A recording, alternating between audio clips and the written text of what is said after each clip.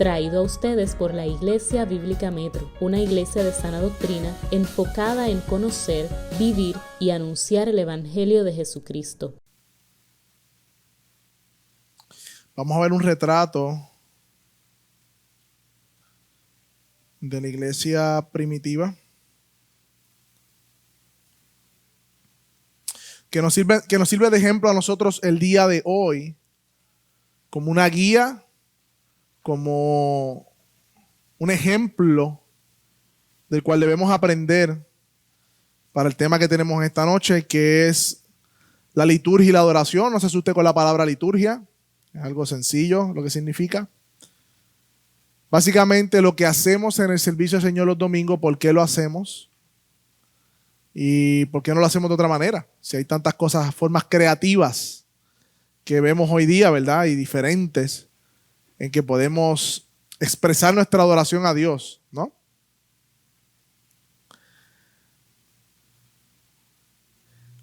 Hechos 2, versículos 40 y... Bueno, desde el 40. Hechos 2:40. Y con otras muchas palabras testificaba y los exhortaba diciendo: sean salvos de esta perversa generación. Así que los que recibieron la palabra fueron bautizados y se añadieron aquel día como 3,000 personas. ¿Y qué hacían estas 3,000 personas? Perseveraban en la doctrina de los apóstoles, en la comunión unos con otros, en el partimiento del pan y en las oraciones. Señor, te damos gracias porque esta noche nos permites hablar de tu palabra. Como iglesia nos acercamos a ti reconociendo que necesitamos, Señor, tu dirección. Glorifícate en medio nuestro, Señor, habla nuestras vidas y ayúdanos a honrarte en lo que hacemos, Señor. En el nombre de Jesús. Amén. Y amén. Si usted le pregunta a cualquier persona en la calle que se denomine cristiano o familiares que ustedes saben que va a otra iglesia o you name it. Yo me rodeo de muchos músicos, personas que cantan en la familia, fuera de la familia, del trasfondo que vengo. Y yo le pregunto, ¿qué es adoración? Yo estoy seguro que a cada una de las personas que yo le pregunte, me va a decir una cosa diferente. Y va a empezar algo como, para mí la adoración es. Esa es la frase con que va a empezar. Estoy casi seguro que esa es la frase que va a iniciar la contestación. Bueno, te van a decir, para mí la adoración es. Y cuando vienes a sumar todas las respuestas, no hay ni siquiera una respuesta definitiva, porque cada cual ha definido lo que es la adoración según lo que ellos piensan que es. Y lo mismo sucede, hermanos, no solamente de la adoración en general, sino de la adoración en el culto público. Hoy vamos a hablar de la adoración corporativa, no vamos a hablar necesariamente de la adoración como tema general, ni de los cánticos específicamente, o el tiempo que decimos tiempo de adoración, que yo creo que no es la mejor frase para utilizar, sino el tiempo de cánticos como iglesia congregacional sería mejor. Le decimos el tiempo de adoración, pero realmente no está bien dicho. Vamos a hablar de todo lo que hacemos como una iglesia reunida. Recuerde que estamos hablando en temas de identidad de la Iglesia Bíblica Metro. Así que como iglesia corporativa es importante hablar de por qué hacemos lo que hacemos, porque cada cual, como comencé diciendo, ha definido la adoración como le place, como lo siente. Y es que estamos viviendo en un mundo postmoderno donde el sentimiento es más importante que la verdad. No solamente en el área del género y todo eso, sino también en la iglesia. Y como yo me sienta para adorar a Dios es más importante de lo que Dios tiene que decir en un sentido. Y la religión, por decirlo de una manera, cómo practicamos nuestro servicio al Señor, puede venir de dos formas. Hay una forma que es interna, subjetiva. Es la búsqueda de lo divino dentro de nosotros. Muchas religiones están ahí, quizás el hinduismo, pero no se vayan lejos allá.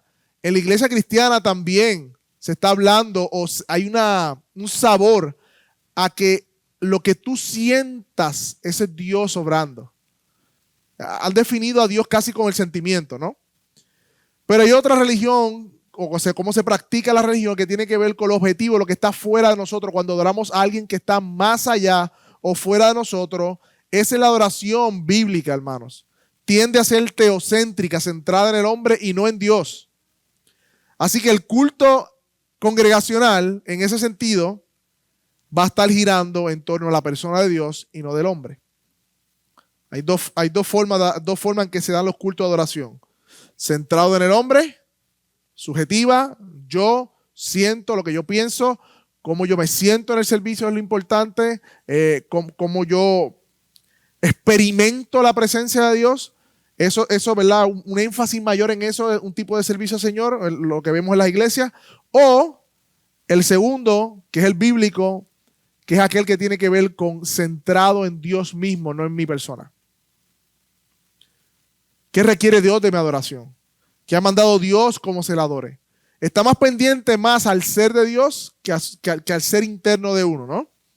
Y no estoy diciendo que en esta adoración Dios no trabaje con nuestro corazón y nuestra mente, o con nuestro, ¿verdad? Intelecto o sentimientos, no. Pero el centro, el foco de la adoración teocéntrica tiene que ver con Dios más que conmigo mismo. En ese sentido. O comienza con Dios y va a terminar teniendo repercusiones en mí, pero comienza con Dios y se enfoca en Dios. Y es importante, como hicimos para el tema del cesacionismo, hacer una teología bíblica. Básicamente es cómo este tema de la adoración a Dios se ve a lo largo de la Biblia. Y recordamos que todo comienza ¿dónde, hermano? En Génesis, ¿no? Pero la adoración no comienza en Génesis. Antes de tú y yo existir, existía adoración. ¿Cómo va a ser? Sí. Cuando Jesús estaba en la oración sacerdotal, en Juan 17, le dice, Padre, glorifícame con aquella gloria que yo tuve contigo antes de que el mundo fuese. O sea que la adoración primariamente comenzó a existir cuando hubo criaturas. Ya había adoración trinitaria. El Hijo glorificaba al Padre, el Padre glorificaba al Hijo, el Espíritu Santo glorificaba al Padre y al Hijo. Y esa es la adoración pura, porque Dios, a nosotros nos choca decir que Dios es el único que merece adoración y que Él diga que la adoración es para Él. Lo vemos como egocéntrico, pero es que si Dios dice que la adoración merece otra cosa, deja de ser Dios. Si la adoración no fuese dirigida a Dios, sino y Dios diga que está bien, permita adoración a otra cosa que no sea Él, Él dejaría de ser Dios. En ese sentido, es justo que Él se glorifique a sí mismo y que la adoración sea para Él porque Él es Dios. Salmo 92 dice, antes de que los montes fuesen, desde el siglo y hasta el siglo, tú eres Dios. Y ese es nuestro punto de referencia, hermano. La adoración en general, bíblica y congregacional, comienza en Dios y termina en Dios. Y Dios nos creó a su imagen. Y como dice el catecismo, ¿nos creó para qué? Para glorificar a Dios y disfrutar de Él por siempre. Pero ¿qué pasó? Hubo una sugerencia bien al comienzo de la historia. Satanás le dice al hombre, con que Dios ha dicho tal cosa, puso duda de la palabra de Dios. Él no dijo eso, sino que sabe Él. Dios te está escondiendo algo. Come y vas a ser como Él. Adórate a ti mismo. Básicamente lo que le dijo la serpiente. Olvídate del mandamiento de Dios y busca que tú seas ese Dios que tú no eres. Sé tú el centro, no Dios. Ahí comenzó la adoración al hombre. No en las iglesias postmodernas. Comenzó en el Génesis. Olvídate de Dios y de lo que dijo. Mírate a ti mismo, Él te está escondiendo algo. Adórate a ti, come y vas a saber. Tú eres el centro, no Dios. Y cuando el hombre peca contra Dios, vemos que la caída afecta todo. Nuestro intelecto, nuestra forma de decidir, nuestra forma de ver, nuestra forma de adorar, todo.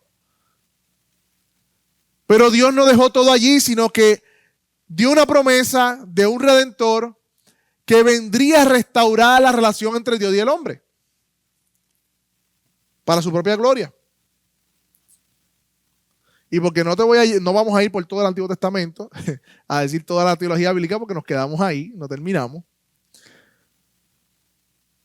Dios desarrolla toda su promesa en ese Antiguo Testamento hasta llegar a Cristo.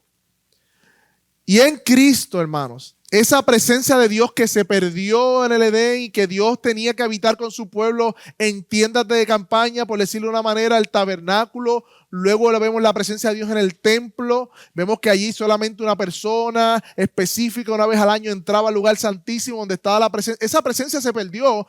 Dios no podía habitar con su pueblo porque había pecado hasta que Cristo viene y dice que Cristo se encarnó, se tabernaculizó, se hizo un tabernáculo. Y Colosenses, que ustedes están estudiando, chicas, dice que en él habita toda la plenitud de la deidad.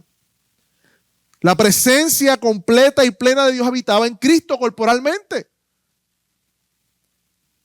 Y él lo que hizo en la cruz y a través de la obra redentora y resurrección es reconciliar al hombre con Dios para que esa relación de presencia con Dios y esa adoración pura y genuina se pudiese restaurar. Completamente, no, hermanos.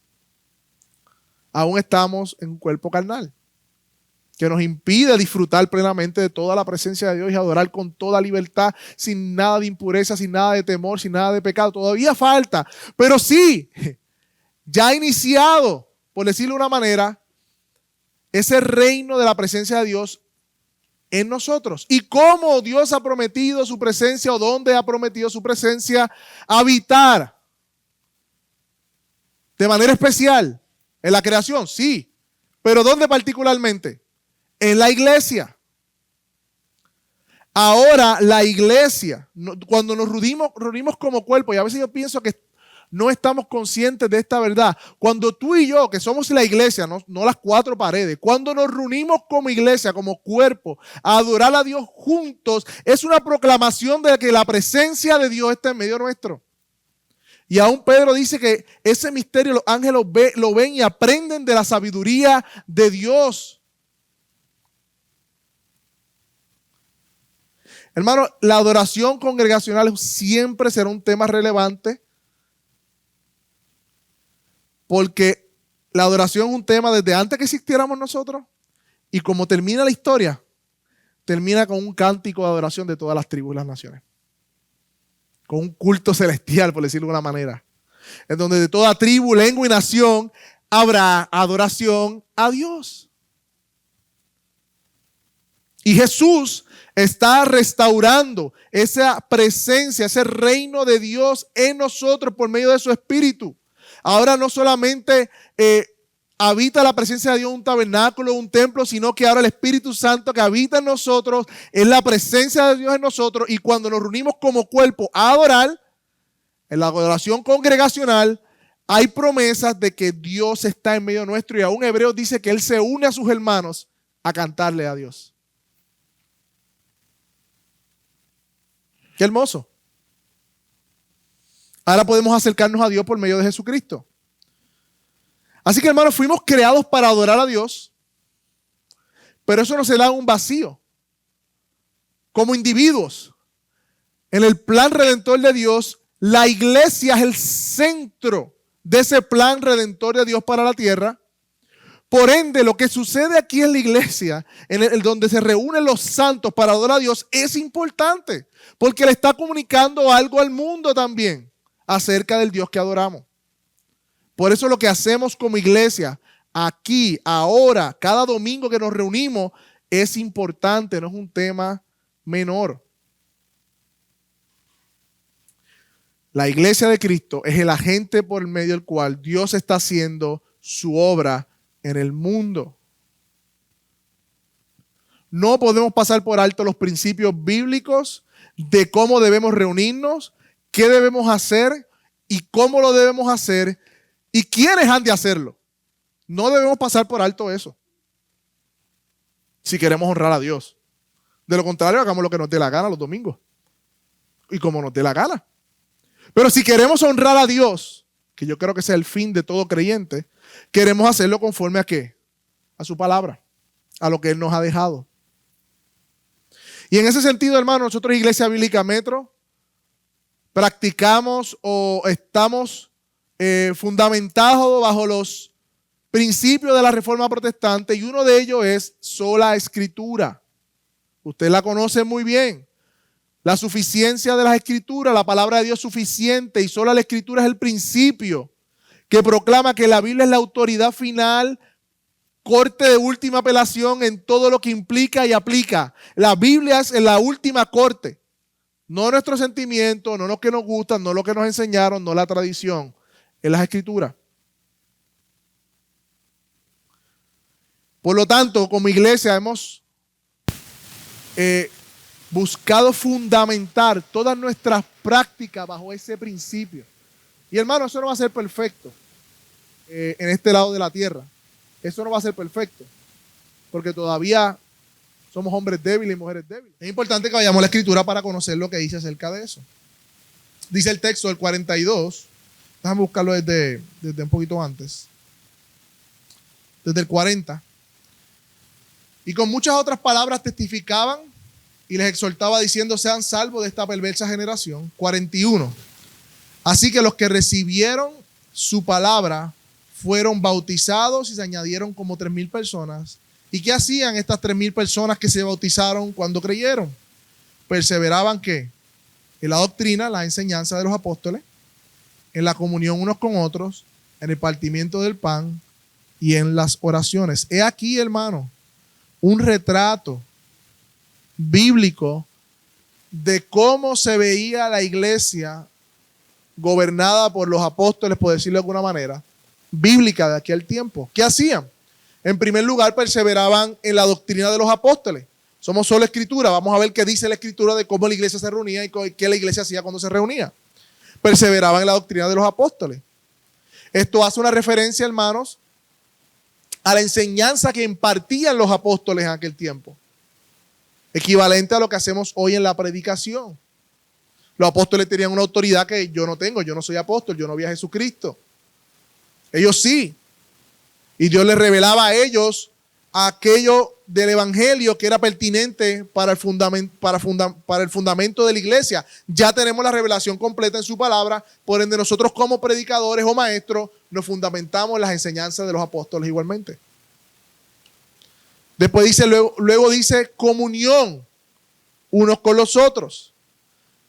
Hay un concepto errado de ser iglesia y muchas veces pensamos que la iglesia son 4 paredes. Fui a la iglesia el domingo, quizás esa no sea la mejor forma. Fui al lugar de reunión, será la mejor forma de decirlo. Porque nosotros no somos iglesias aquí, dejamos de ser iglesia cuando nos vayamos. Seguimos siendo iglesia. Y como iglesia, la comunión unos con otros es parte de nuestra práctica diaria.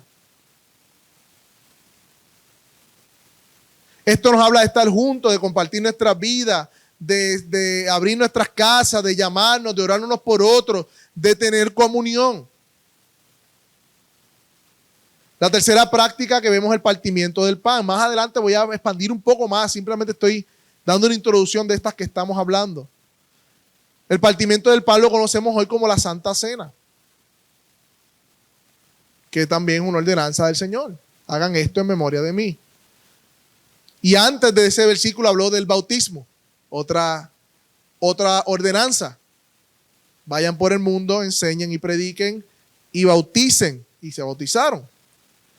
Partimiento del pan, ya lo vimos. Por último también dice, y las oraciones de los santos. La oración es una práctica fundamental desde el Antiguo Testamento, pero también en el Nuevo Testamento para los santos congregados. Eso fue lo que hicimos ahorita, orar juntos como iglesia. También Pablo le escribe a Colosenses en Colosenses 3:16, la palabra de Cristo mora en abundancia en vosotros, enseñándonos y exhortándonos unos a otros con toda sabiduría, cantando con gracia en vuestros corazones al Señor, con salmos, himnos y cánticos espirituales. También en Efesios, Pablo le dice a la iglesia de Éfeso, canten con todo el corazón, juntos. Cantar, hermanos, es parte de lo que Dios nos ha mandado como iglesia a hacer y por eso lo hacemos. Estamos viendo esas prácticas bíblicas y por qué las hacemos, porque son bíblicas.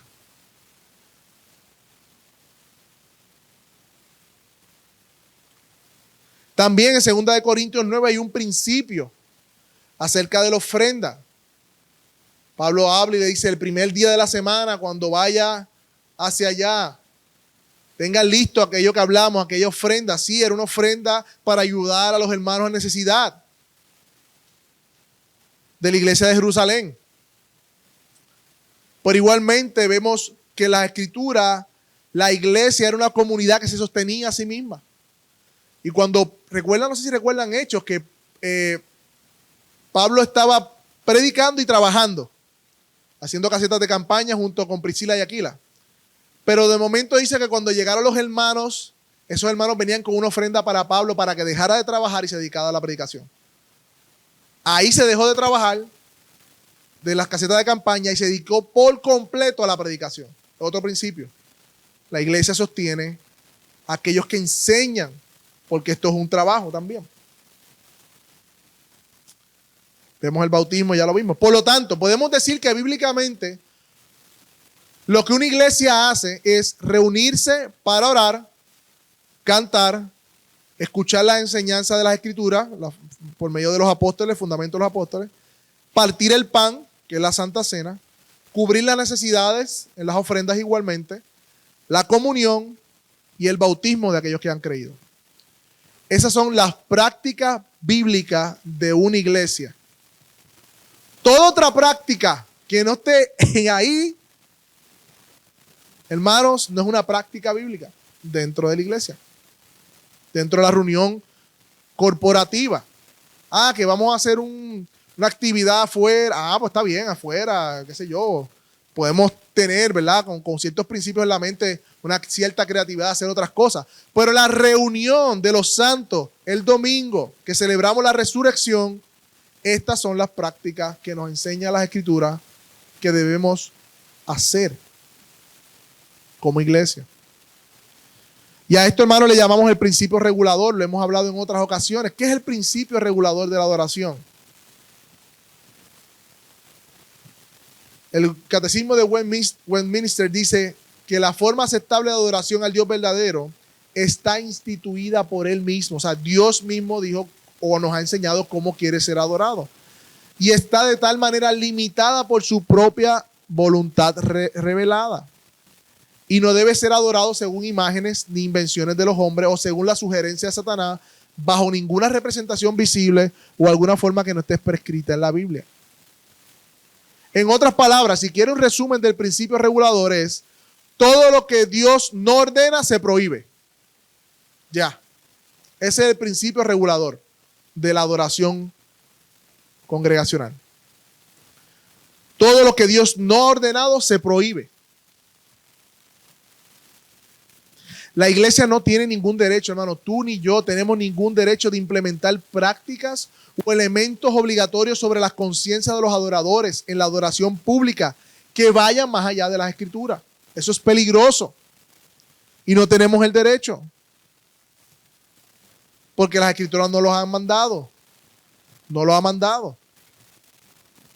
De hecho, el segundo mandamiento trabaja con la adoración a Dios. Y Él prescribe que no se adorará a través de imágenes y de ninguna otra cosa que se haga con mano que lo represente a Él.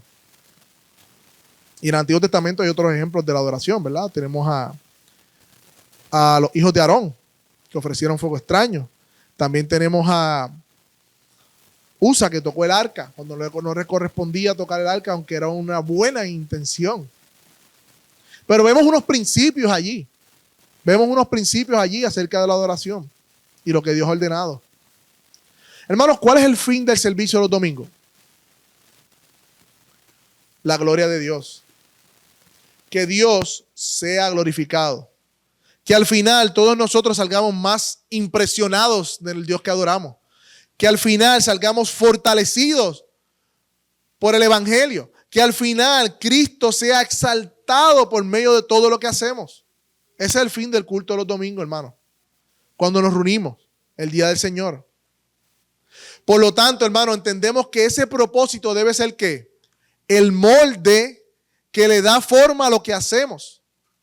Si el fin es la gloria de Dios, lo que hacemos, los medios que usamos para eso, también son importantes.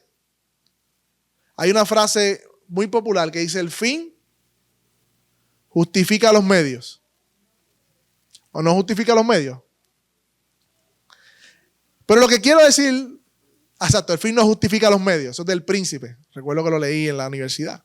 El fin no justifica los medios. Ese príncipe, recuerdo que tenía un trato bien cruel para los ciudadanos, pero todos los ciudadanos no daban derechos. Y él decía: como hemos alcanzado el orden en la ciudad, pues el maltrato a los que se oponen a mí es justificable. De alguna manera era así el cuento del príncipe. Pero el punto es que como el fin es la gloria de Dios, ese fin debe moldear los medios que utilizamos para que Dios sea glorificado. Porque a Dios le importa tanto el fin como los medios que se utilizan para que se logre ese fin. Hermanos, los métodos predican. La forma en que hacemos las cosas también predican. La forma en que hablamos, la forma en que adoramos, la forma en que nos reunimos, hablan también del Dios que adoramos. Si adoramos un Dios santo, entonces los medios que utilizamos deben de reflejar de alguna manera esa santidad de Dios. Ese es el punto. Y lo mismo sucede con la predicación. Me gustó este comentario de Sinclair Ferguson hablando en un libro que se llama El Cristo Completo. Él dice que a los cristianos se le da una especie de tendencia psicológica a asociar el carácter de Dios con el carácter de la predicación que escuchan. No solo en sustancia y contenido de ella, sino el espíritu y la atmósfera que comunica. O sea, que la forma aún en que hablamos o predicamos o enseñamos y hacemos las cosas, en la mente de los oyentes pueden de alguna manera asociar la atmósfera que se crea cuando se habla de alguna manera con el carácter de Dios. Así de cuidadosos tenemos que ser también nosotros. Si yo comienzo a hacer chistes y a bailar aquí, entonces los que están allá, ese Dios es un Dios chilling, tú sabes. De alguna manera aquí en el subconsciente Dios es alguien que me quiere hacer reír. Si yo me pego a dar gritos y a tirar puños y patadas y a decir se van a morir pecadores, el que está allá, Dios es un Dios que me odia, que me quiere matar. Ven, el espíritu, aún la atmósfera que crea la predicación, pero no solo la predicación, la adoración también, habla en un punto acerca del Dios que adoramos. Así que los medios también son importantes. Los medios también son importantes. Claro, en la predicación, en la enseñanza y aún en el cántico hay técnicas de oratoria y todo lo demás, pero aún todo eso hay que someterlo a la gloria de Dios. Y tiene que pasar ese filtro. Si no glorifica a Dios, tenemos que moldear nuestra forma para que poder ayudar a la gente a ver al Dios de la Biblia y no a nosotros mismos. Porque aún yo pudiese hablar de manera rimbombante y usar palabras extravagantes y dejarlos impresionados a ustedes con un vocabulario diciendo la verdad de Dios, pero mi vocabulario no le ayuda a usted a ver al Dios si no está mirando a mí y en mi vocabulario. Yo tengo que morir a eso. Aún los mejores vocalistas o un pianista que estén en las iglesias el show no es de la música ni de los que cantan. Y el cantante pudiese hacer un tono allá arriba y hacer unas melodías y coger esto aquí y brutal. Pero ¿qué va a pasar? La gente va a ser así y mira al que canta y Dios no es glorificado. Igualmente el baterista, igualmente el pianista. Tenemos que usar todos los medios que tenemos para ayudar a la congregación a adorar a Dios y que Cristo sea glorificado. Por eso los medios importan. ¿Qué hacemos nosotros los domingos aquí, hermanos? Cuando llegamos, ¿qué hacemos? Lo primero que hacemos, bueno, ahora vamos a entrar un poco en el orden de lo que hacemos. Damos los anuncios para evitar los anuncios al final y como que terminamos la predicación y qué sé yo, y como que anuncios, como que no, dijimos vamos a comenzar con los anuncios para que una vez leamos la palabra continuemos, ¿no? De manera, hasta eso es pensado, ¿no? Continuemos completamente en una comunión hasta el final y irnos cantando como iglesia. Por eso movimos los anuncios al comienzo. Pero, y los anuncios no, por decirlo de una manera, los anuncios no es un mandamiento de que diga los anuncios. Por eso comenzamos la lectura y no terminamos el servicio hasta el final para no interrumpir, ¿no? El culto congregacional desde la lectura de la palabra. ¿Comenzamos con qué? Con la lectura de la palabra. ¿Por qué hacemos eso, hermano? ¿Qué estamos enseñando cuando comenzamos con la lectura de la palabra? Además de que es bíblico y Dios nos manda a leer la palabra tanto individual como congregación.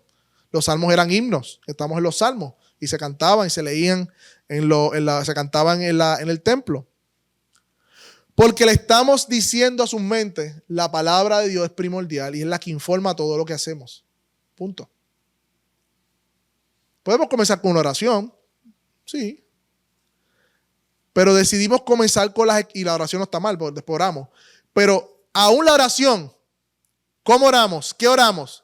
Y la forma que oramos proviene de la palabra. ¿Cierto o falso?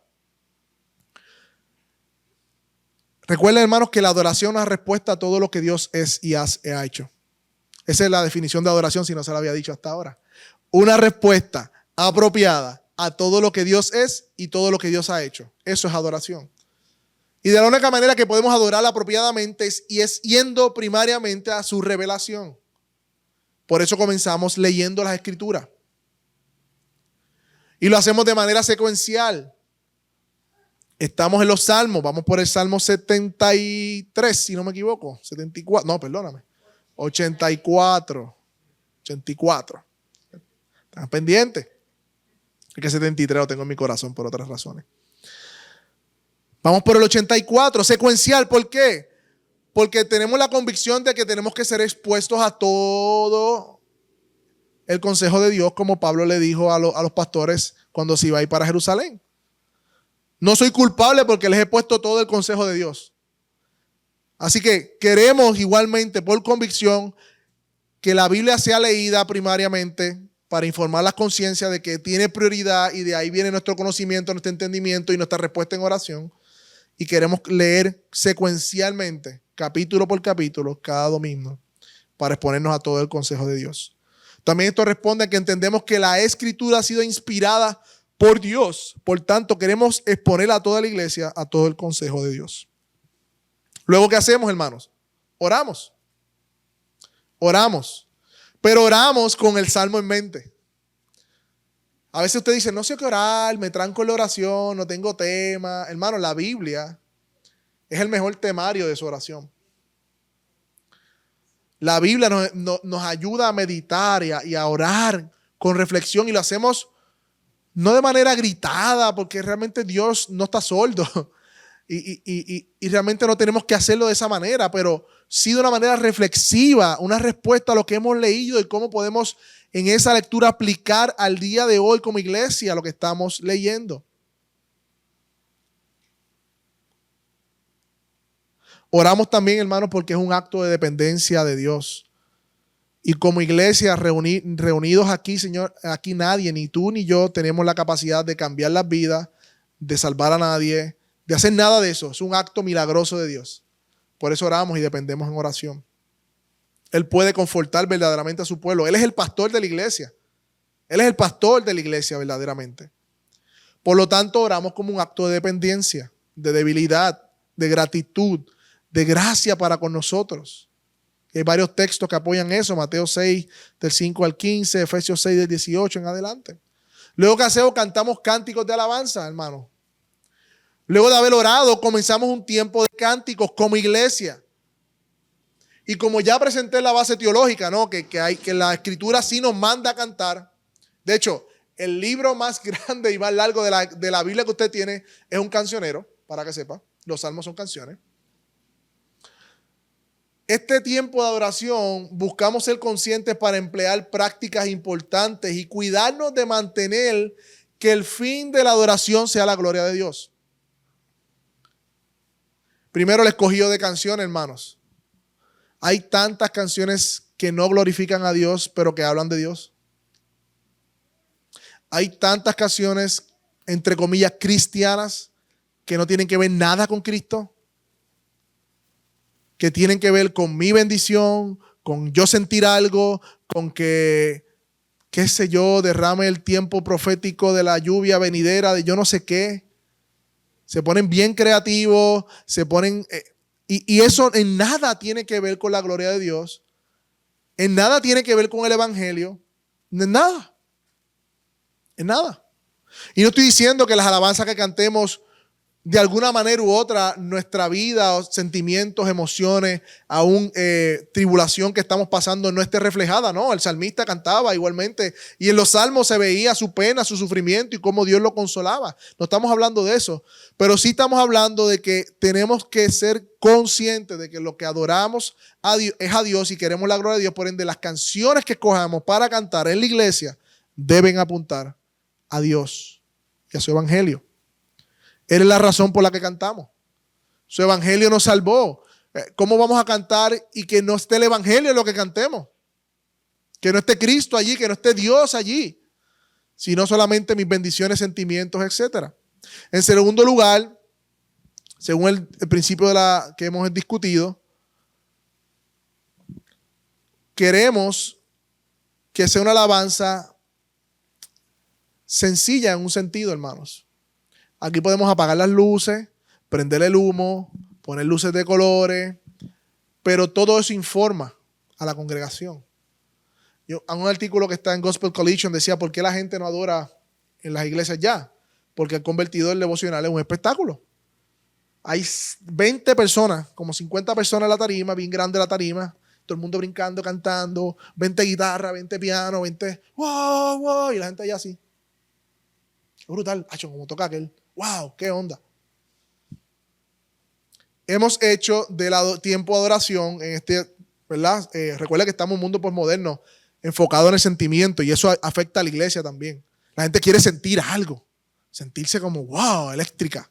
Y para eso manipulamos con las luces, con otras cosas. Pero nosotros no. Buscamos de alguna manera u otra evitar ese tipo de adoración que distrae de lo central, que es el cántico de ustedes, hermano. Por eso en muchas ocasiones a veces cantamos y bajamos toda la música y queremos escuchar completamente a la iglesia porque la música simplemente está para ayudar a ustedes a cantar. Y yo como músico no entendí eso antes y yo tocaba guitarra eléctrica y yo, tú sabes, subí ese volumen. Y dije, no, espérate. Con el tiempo entendí que la adoración no se trata, nosotros no somos los que hacemos adoración. Es la iglesia cantando. Y los instrumentos son para ayudar a la iglesia a cantar, más nada. Por ende, buscamos ser intencionales en escuchar a la iglesia, aún el volumen, aún cuando bajamos todo el volumen, queremos que ustedes se escuchen adorando. ¿Por qué? Porque eso los anima unos a otros. Es la iglesia la que canta, no el grupo de alabanza o lo que sea. Es la iglesia. Nuestra tarea es ayudar a la iglesia a cantar. Claro, tenemos que hacerlo con excelencia. Dios honra la excelencia, pero no debemos enfocarnos en la excelencia. No debemos, que la excelencia no sea el fin, ni la musicalidad, ni los arreglos, nada de eso. Eso ayuda, sí, pero el fin es la gloria de Dios. Y mientras más sencillo podamos ser para que la iglesia pueda cantar, mejor todavía. Luego, entre medio de las canciones que hacemos, damos una enseñanza de catecismo. Y esto nos ayuda a recordar, hermanos, que nuestra fe no es nueva. Nosotros estamos fundamentados en una fe histórica. Y las confesiones de fe, los catecismos, todas esas enseñanzas que tenemos en forma de pregunta y respuesta, nos ayuda a recordar que esos catecismos son como las murallas que nos mantienen en la palabra. No son la palabra, no son inspirados, pero son barreras que nos ayudan a no salirnos de la palabra, hermano. Por eso lo hacemos. Además, porque entendemos que como iglesia debemos aprender doctrina, perseverar en las doctrinas de los apóstoles. Y de hecho estamos desglosando el credo de los apóstoles los domingos, en cada pregunta y respuesta. Todos, desde el más pequeño hasta el más grande, debe conocer su fe. Y el culto congregacional es un espacio para poder hacerlo, porque eso glorifica a Dios. Y eso no solamente lo hacemos nosotros, sino que eso lo hacía desde Calvino cuando sacó todas esas imágenes, todos los ídolos, toda esta adoración católica. Comenzó a hacer esto. Y aún los más sencillos conocían. Luego, hermanos, antes de predicar, que hacemos una oración de confesión de pecados. ¿Por qué, hermanos? En Hebreos 4:16, Salmo 51:17 nos enseña que Dios resiste a los orgullosos, que Dios desprecia un corazón altanero, que Dios nos llama a confesar nuestros pecados y vemos varias imágenes en el Antiguo Testamento del pueblo de Dios acercándose a Dios, hemos pecado contra ti, Señor. Y queremos acercarnos a la predicación de la palabra, que es el centro del culto reformado, del culto bautista reformado, es la predicación de la palabra con un corazón genuino, sencillo, reconociendo nuestro pecado, con humildad. Por eso oramos y confesamos nuestros pecados, hermano. Como iglesia oramos por eso. Es un buen tiempo, hermanos, para realmente como iglesia, cuando estamos los domingos reunidos haciendo esto, confesar nuestros pecados al Señor. Reconocer nuestra necesidad de Él. Es una reflexión que prepara nuestros corazones para recibir la palabra.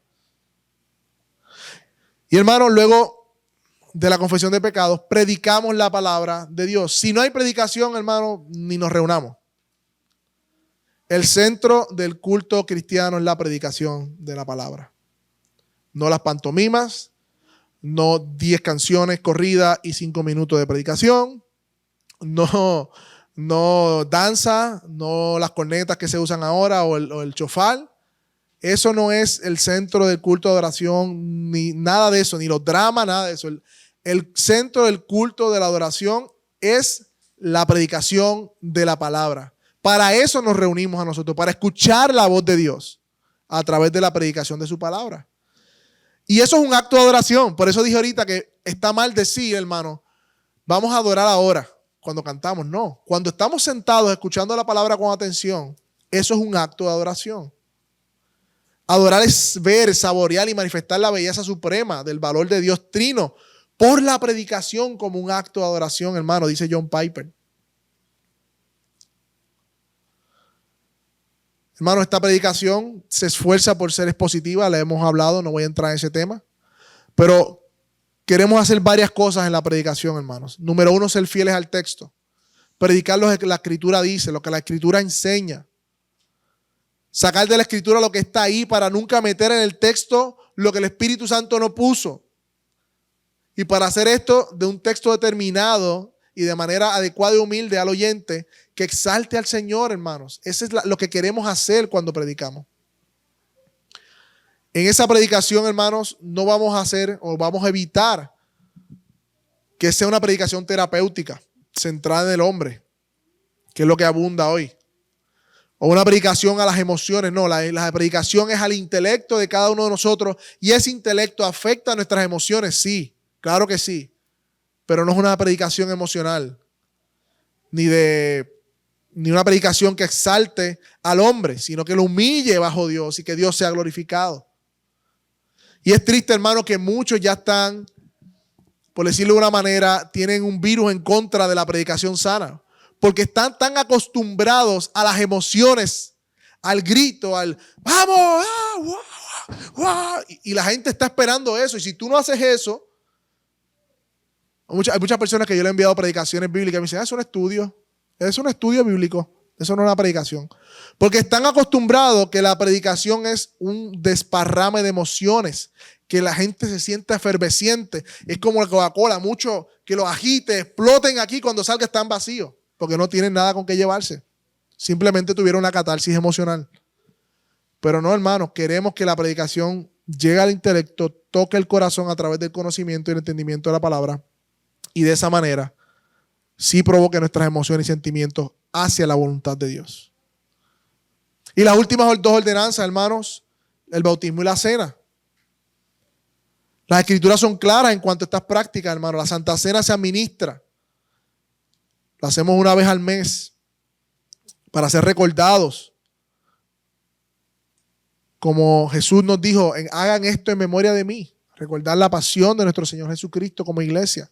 Confesamos al Señor, participamos. Y hermano, en ese momento yo le invito, si no lo ha hecho, un momento sublime, que debemos meditar en el sacrificio de nuestro Señor Jesucristo. Adorar juntos cuando comamos el pan. Y quizás el pan no es el mejor pan, pero